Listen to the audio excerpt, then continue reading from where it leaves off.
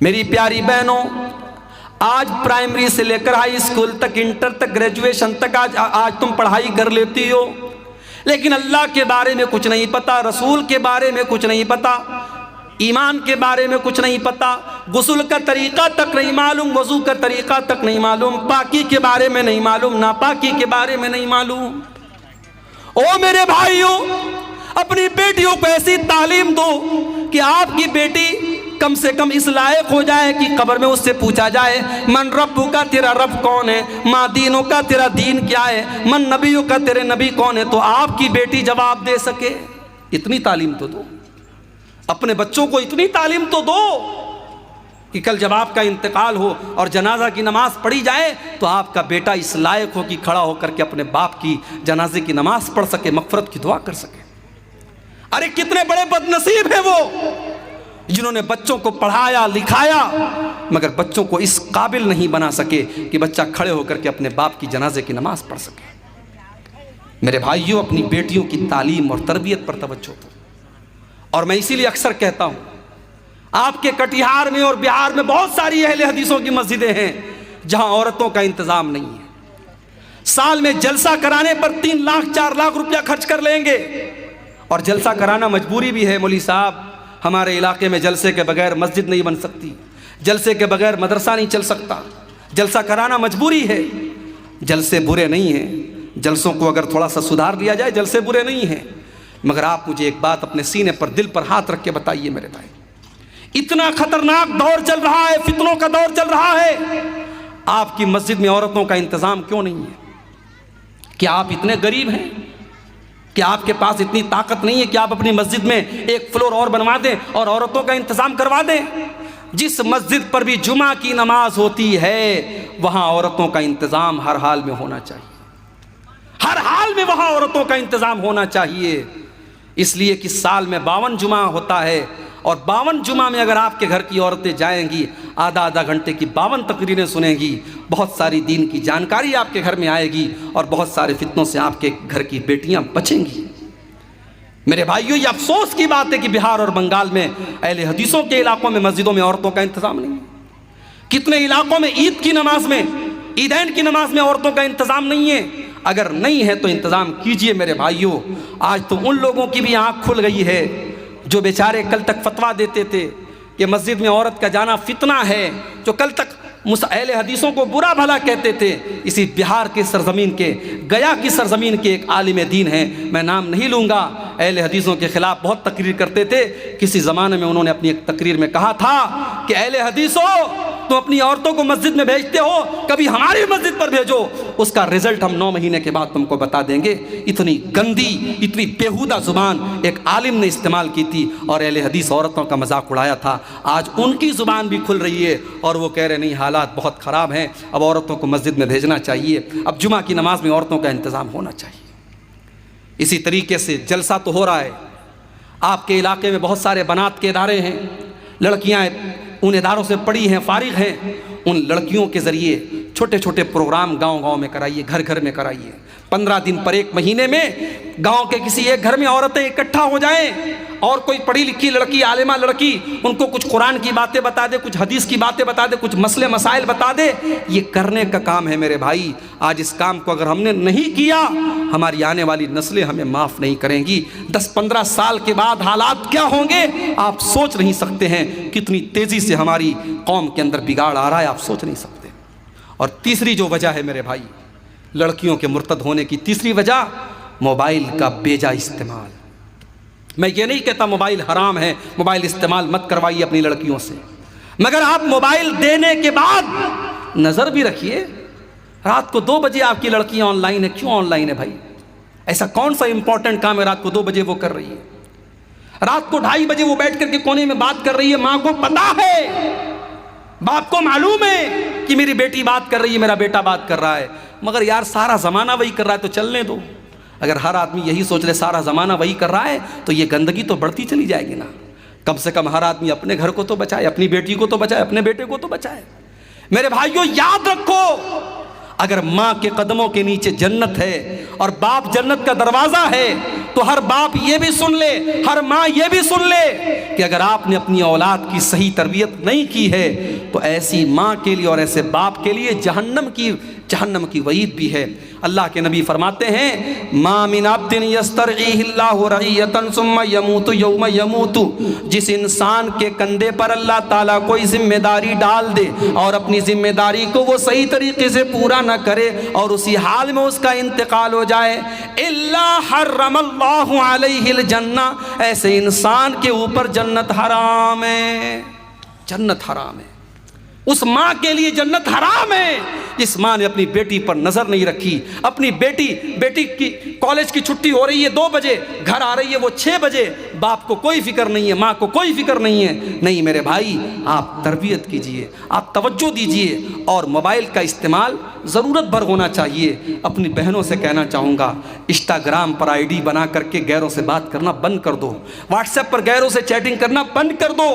کچھ لڑکیاں ہوتی ہیں کہتی ہیں ہم ٹائم پاس کے لیے کر رہے ہیں، معاف کیجئے، آپ کے ٹائم پاس کرنے کے لیے بہت سارے کام ہیں، ٹائم پاس کرنے کے لیے بہت سارے کام ہیں۔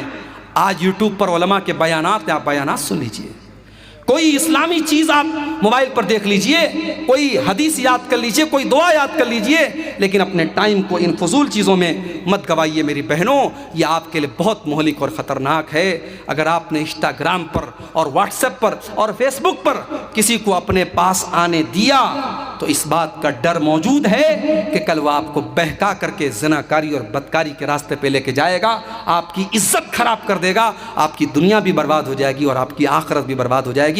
اس لیے موبائل کا استعمال بھی بہت احتیاط سے کریں۔ اسی طریقے سے میرے بھائیوں، فتنوں کے اس دور میں ہماری اور آپ کی ایک ذمہ داری اور بھی ہے، اور وہ یہ ہے کہ ہم اپنے گھر کے ماحول کو دیندار بنائیں، ہم پہلے خود اپنے آپ کو نیک بنائیں۔ ہم جب نمازی بنیں گے ہمارے بچے بھی نمازی بنیں گے، جب ماں خود پردہ دار ہوگی تو اس کی بیٹی بھی پردہ دار ہوگی، لیکن جب ماں خود بے حیا ہوگی تو بیٹی کو کیا حیا کا سبق سکھائے گی؟ جب باپ خود ایک ٹائم کی نماز نہیں پڑھے گا بچوں کو کیا نمازی بنائے گا؟ پہلے اپنے آپ کو سدھار لو میرے بھائی۔ بچوں کی بہتری چاہتے ہو کہ نہیں چاہتے ہو؟ آج لوگ اپنی اولاد کے لیے انویسٹمنٹ کرتے ہیں، زمین خریدتے ہیں، جائیداد خریدتے ہیں، کیا کیا کرتے ہیں۔ میں ایک کام آپ سے کروانا چاہتا ہوں اپنی اولاد کے لیے، بولو کرو گے کہ نہیں کرو گے؟ صرف ایک کام، اگر اپنی اولاد کا بھوشیہ چاہتے ہو، اپنی اولاد کا بہتر بھوشیہ چاہتے ہو، ایک کام کر لو۔ آج کی پوری تقریر کا خلاصہ ہے، بس ایک کام کر لو۔ کیا کرنا ہے؟ اپنے آپ کو نیک بنا لو، اپنے آپ کو نیک بنا لو میرے بھائی۔ میں گارنٹی دیتا ہوں اگر ہم نیک بن گئے ہماری آنے والی اولاد اللہ اس کی حفاظت کرے گا۔ قرآن کا 16واں پارہ اٹھاؤ، اللہ تعالیٰ نے واقعہ بیان کیا حضرت موسیٰ علیہ السلام کا اور حضرت خضر علیہ السلام کا، دونوں جا رہے تھے، ایک گاؤں سے گزر ہوا، گاؤں والے بڑے بخیل تھے،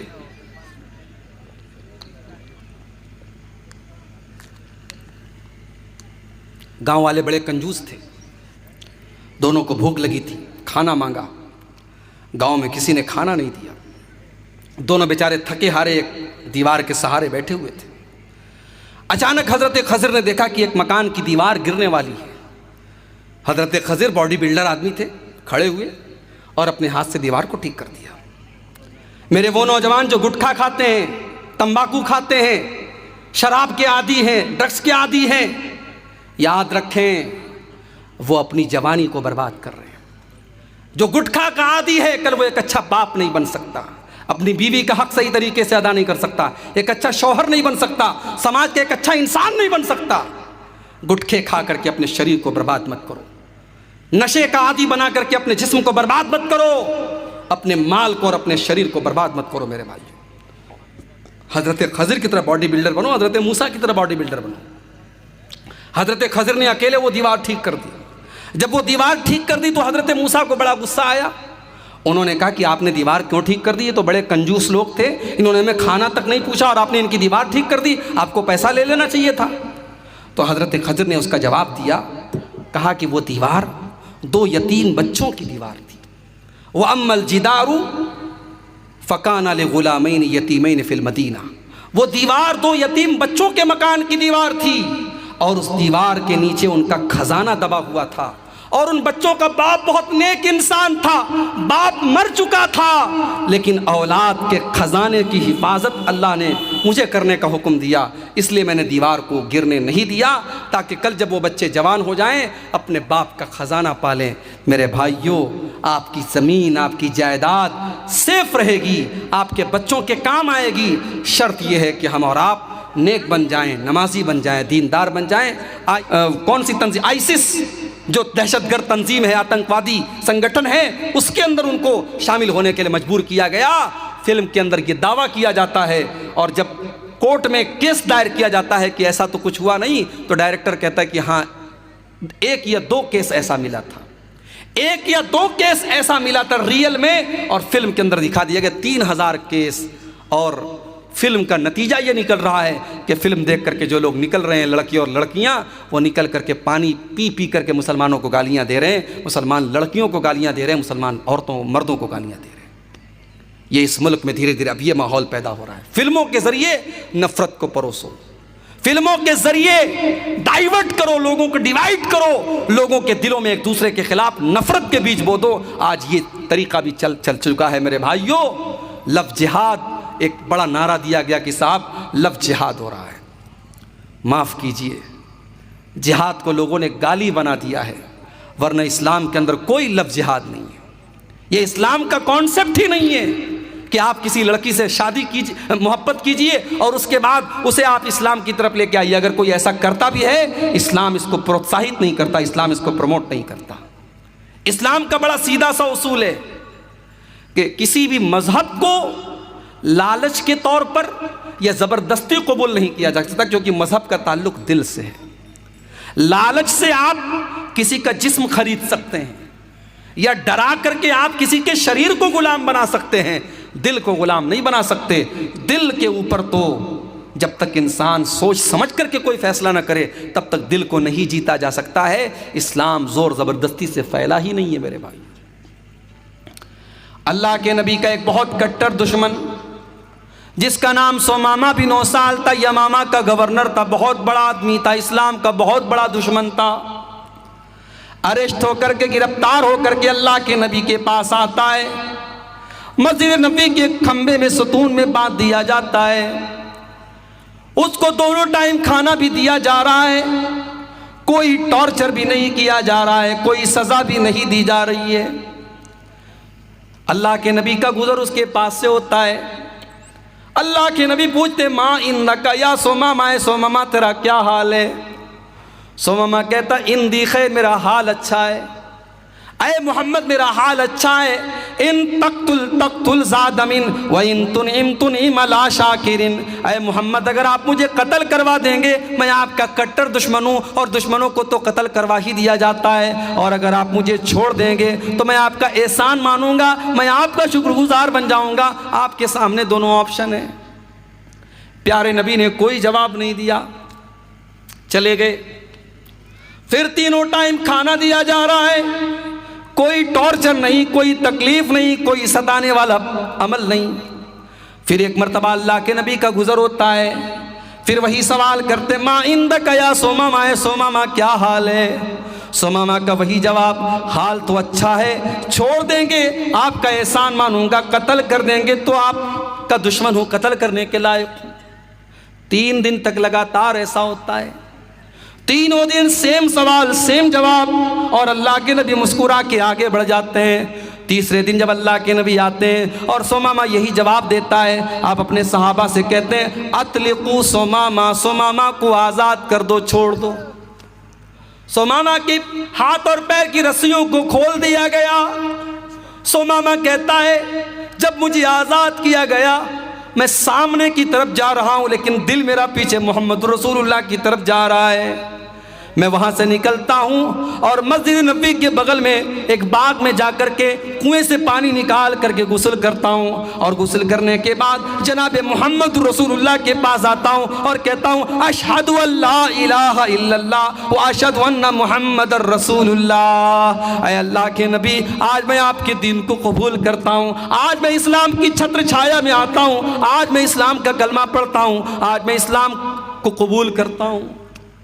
اے اللہ کے نبی، آج تک اگر سب سے زیادہ کسی چہرے سے نفرت تھی تو آپ سے تھی، لیکن آج سب سے زیادہ کسی چہرے سے محبت ہے تو آپ کے چہرے سے محبت ہے۔ آج تک سب سے زیادہ اگر کسی مذہب سے نفرت تھی تو اسلام سے نفرت تھی، اور آج اگر سب سے زیادہ کوئی دین پیارا ہے تو اسلام پیارا ہے۔ اور آج تک سب سے زیادہ نفرت کسی شہر سے تھی تو آپ کے شہر مدینہ سے تھی، اور آج کے بعد سب سے زیادہ محبت اگر کسی شہر سے کرتا ہوں تو اے نبی آپ کے شہر سے کرتا ہوں۔ میرے بھائیوں، یہ نبی نے کس چیز کے ذریعے ثمامہ کو اپنا اسیر بنایا؟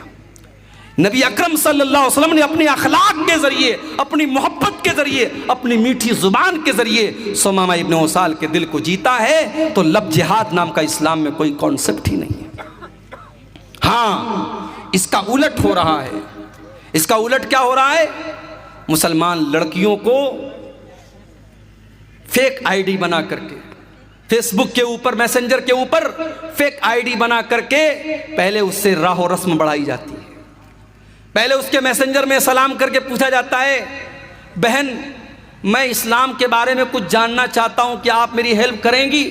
یہ بیچاری لڑکی جس نے اسلام کے بارے میں کچھ پڑھا بھی نہیں، کچھ جانا بھی نہیں، اس کو لگا کہ یہ غیر مسلم مجھ سے اسلام کے بارے میں پوچھ رہا ہے، یہ پھٹافٹ اسلام کی تبلیغ کرنے لگتی ہے، اس کو اسلام کے بارے میں بتانے لگتی ہے، یہ بہت بڑی مبلغہ بن جاتی ہے۔ پھر اس کے بعد دھیرے دھیرے بات آگے بڑھتی ہے، پھر سامنے والا کہتا ہے آپ بڑی اچھی باتیں کرتی ہیں، کیا آپ کا واٹس ایپ نمبر مل سکتا ہے، آپ کا موبائل نمبر مل سکتا ہے؟ پھر دھیرے دھیرے وہ واٹس ایپ نمبر لیتا ہے، پھر تصویر مانگتا ہے، پھر کال پر باتیں کرتا ہے، پھر کبھی چہرے کی تعریف کرتا ہے، پھر کبھی آواز کی تعریف کرتا ہے، پھر دھیرے دھیرے ملنے پر اکساتا ہے۔ جب ملتا ہے تو پھر بدکاری اور زناکاری پر اکساتا ہے، اور جب ایک بار زناکاری اور بدکاری کر لیتا ہے اس کا ویڈیو بناتا ہے، اس کو بلیک میل کرتا ہے، اور اس لڑکی کو جب تک پوری طریقے سے اپنے جال میں نہ پھنسا لے اور اس کی عزت کو خراب نہ کر دے، اس کو مرتد نہ بنا دے، تب تک اس کو نہیں چھوڑتا ہے۔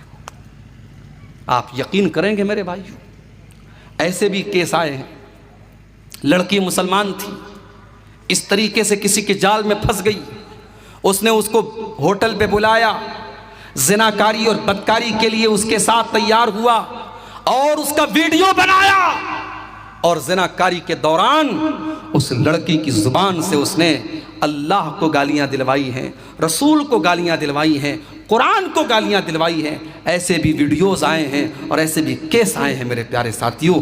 یہ حالات ہیں اس وقت ہماری قوم کے۔ سوال یہ ہے اس کو ہم کنٹرول کیسے کریں؟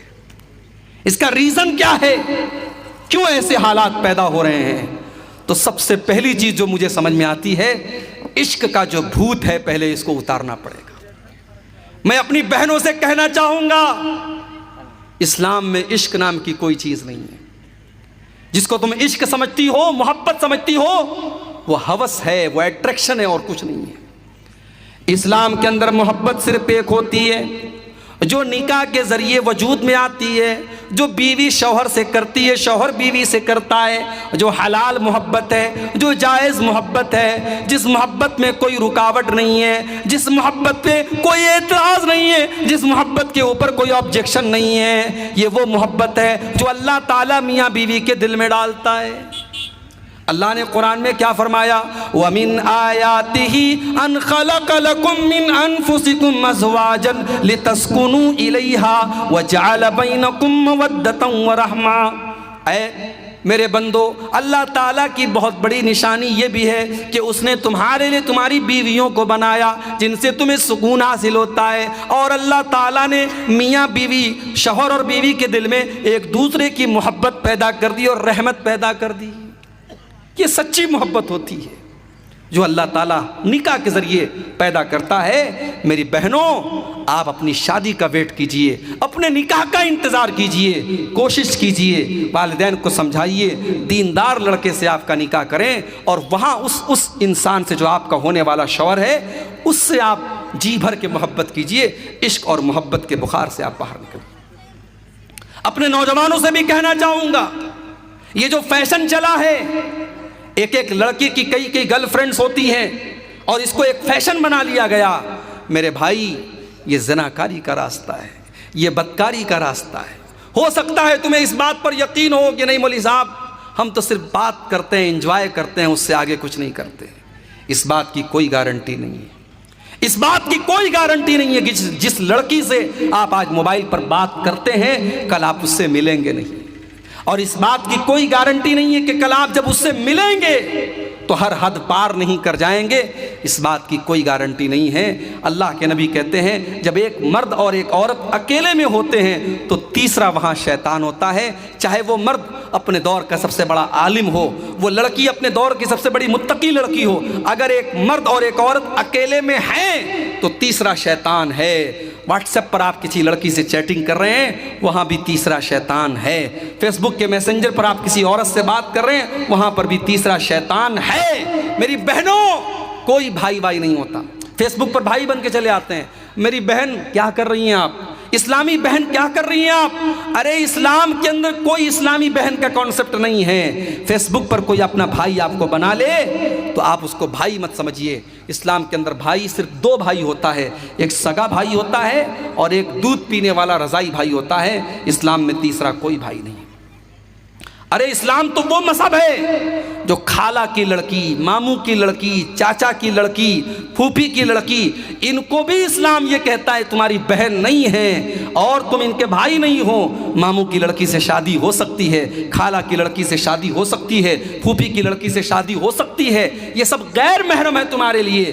اس لیے اپنی لڑکیوں کو جب وہ جوان ہو جائیں ان کو سمجھاؤ کہ دیکھو خالہ کے لڑکے سے زیادہ فرینک مت ہونا، ماموں کے لڑکے سے زیادہ فرینک مت ہونا، چاچا کے لڑکے سے زیادہ ہنسی مذاق مت کرنا، تم جوان ہو چکی ہو، اس سے پردہ کرنا ہے تمہیں، وہ تمہارے لیے غیر محرم ہے۔ یہ تعلیم اپنی قوم کی بیٹیوں کو دو میرے بھائیوں۔ اسلام بڑا سخت ہے اس معاملے میں۔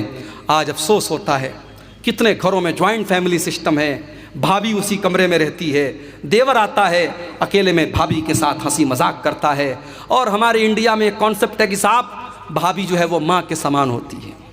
یہ اسلام کا کلچر نہیں ہے کہ بھابھی ماں کے سامان ہوتی ہے۔ اسلام کا کانسیپٹ یہ ہے کہ دیور اور جیٹ اپنی بھابھی کے لیے موت ہے۔ اگر آپ کے گھر میں جوائنٹ فیملی سسٹم بھی ہے تو ایسا ماحول پیدا کیجئے۔ میری بہنوں، میری ماؤں، اگر آپ کسی کی بھابھی ہیں اور آپ کا کوئی دیور ہے اور دیور جوان ہے تو ایک لمٹ رکھیے، بیچ میں ایک لمٹ رکھیے، اس کو کراس مت کرنے دیجئے۔ اپنے دیور کو ہنسی مذاق کی ایک سیما بنائیے، بات چیت کی ایک حد بنائیے، اس کو اپنے کمرے میں اکیلے میں انٹری کرنے مت دیجئے، اس کو سمجھا دیجئے، بتا دیجئے کہ تو میرے لیے غیر محرم ہے، تیرا مجھ سے اس طریقے سے بات کرنا مناسب نہیں۔ آج کتنی بھابیاں ہیں دیور کے سامنے جیسے تیسے کپڑا پہن کے بیٹھی ہیں۔ ارے اسلام تو وہ دین ہے، اپنے سگے بیٹے کے سامنے بھی ماں کو اس بات کی اجازت نہیں ہے کہ اپنا دوپٹہ جیسے چاہے ویسے رکھ لے۔ اپنی بھائی کے سامنے بہن کو اجازت نہیں ہے کہ بغیر دوپٹے کے رہے۔ اللہ نے قرآن میں اپنے محرم رشتہ داروں کے سامنے بھی دوپٹہ رکھنے کا حکم دیا۔ اللہ نے فرمایا وَلَا يَضْرِبْنَ بِأَرْجُلِهِنَّ لِيُعْلَمَ مَا يُخْفِينَ مِنْ زِينَتِهِنَّ، اے مسلمان عورتوں، وَلْيَضْرِبْنَ بِخُمُرِهِنَّ عَلَىٰ جُيُوبِهِنَّ، اپنے بیٹے کے سامنے، اپنے باپ کے سامنے، اپنے سسر کے سامنے، اپنے بھائی کے سامنے، اپنے بھانجے کے سامنے، اپنے بھتیجے کے سامنے بھی اپنا دوپٹہ ہمیشہ اپنے سینے پر رکھا کرو۔ تمہارا دوپٹہ تمہارے گریبان پر ہونا چاہیے، یہ نہ ہو کہ جہاں تہاں تم اپنا دوپٹہ رکھ لو۔ اسلام نے، قرآن نے دوپٹہ رکھنے کا طریقہ بھی قرآن کے اندر بتایا ہے۔ او میری پیاری ماں بہنوں، کتنی عورتیں شوہر سے کبھی ڈھنگ سے بات نہیں کرتی ہیں، لیکن وہی جب موبائل پر ریچارج کروانے دکان پہ جاتی ہیں بڑے پیار سے بات کرتی ہیں، مارکیٹ میں سامان لینے جاتی ہیں دکاندار سے بڑے پیار سے بات کرتی ہیں۔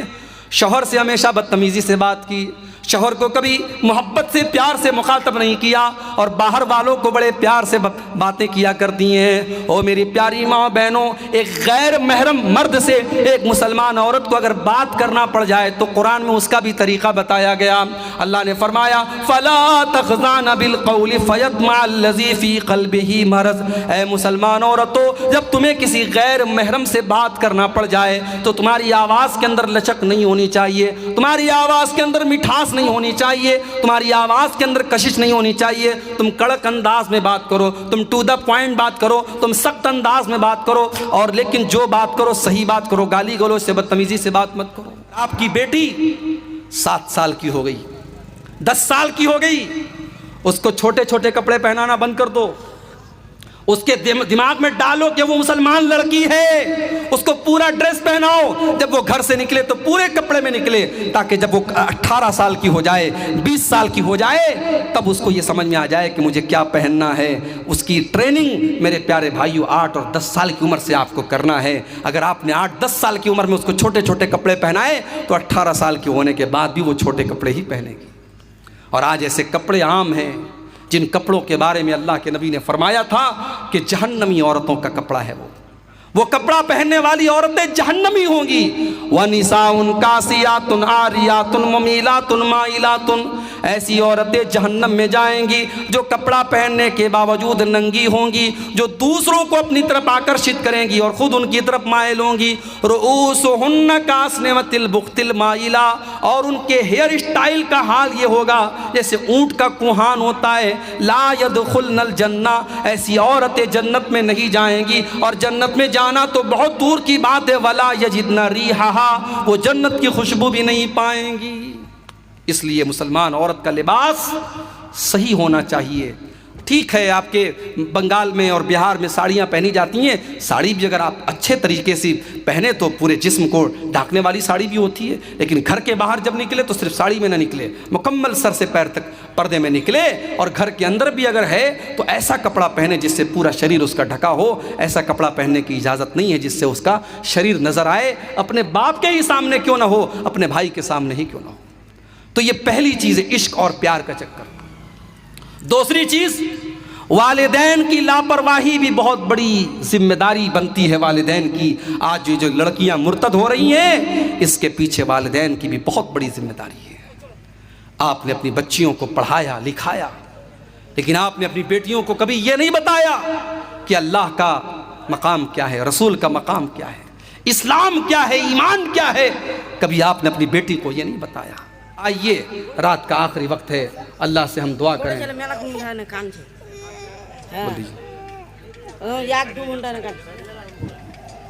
हेलो, একটা ছোট্ট